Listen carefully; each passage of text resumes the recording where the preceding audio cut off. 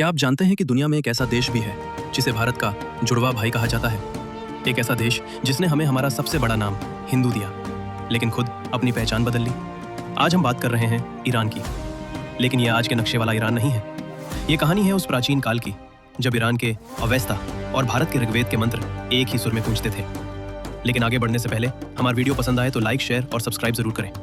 नमस्कार, स्वागत है आपका इतिहास दर्शन हब पर, जहां आज हम इतिहास की सबसे रहस्यमयी परतों को खोलने जा रहे हैं। हजारों साल पहले मध्य एशिया की ठंडी वादियों से आर्यों का एक विशाल सैलाब निकला।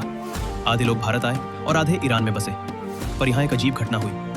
भारत में जिन्हें देव माना गया, ईरानियों ने उन्हें दैव यानी बुरी शक्ति कह दिया, और भारत में जिन्हें असुर कहा गया, ईरान के लोगों ने उन्हें अहुर मज़दा अपना सर्वोच्च ईश्वर बना लिया। आखिर क्या थी वो अनबन जिसने एक ही परिवार को दो अलग विचारधाराओं में बांट दिया? हैरानी की बात देखिए, ईरानियों की जुबान एस को ह पुकारती थी। उन्होंने सिंधु को हिंदू कहा और इस जमीन को नाम दिया हिंदुस्तान। आज जिसे हम अपनी पहचान कहते हैं, उसका बीज हमारे इसी ईरानी भाई ने बोया था। यहाँ तक कि उनकी पवित्र अग्नि और हमारी हवन अग्नि की लपटों का डीएनए एक ही है। अक्सर लोग ईरान और भारत के रिश्ते को सिर्फ मुगल काल से जोड़ते हैं, लेकिन ये बहुत बड़ी गलतफहमी है। सम्राट अशोक के शिलालेखों की कला हो या मौर्य साम्राज्य का प्रशासन, इतिहासकारों का मानना है कि इन पर प्राचीन ईरानी साम्राज्य की गहरी छाप थी। चंद्रगुप्त मौर्य के दरबार में भी ईरानी प्रभाव साफ झलकता था। हम सदियों से एक दूसरे के विचारों को कॉपी नहीं बल्कि साझा कर रहे थे। फिर वक्त बदला और ईरान की वो प्राचीन वैदिक पारसी संस्कृति इस्लाम के सैलाब में समा गई, लेकिन वो रिश्ता टूटा नहीं। जब ईरान के पारसियों के पास कोई रास्ता नहीं बचा तो उन्हें याद आया अपना वो भाई जो पूरब में रहता था। वे भारत आए और गुजरात के तट पर दूध में चीनी की तरह घुल मिल गए।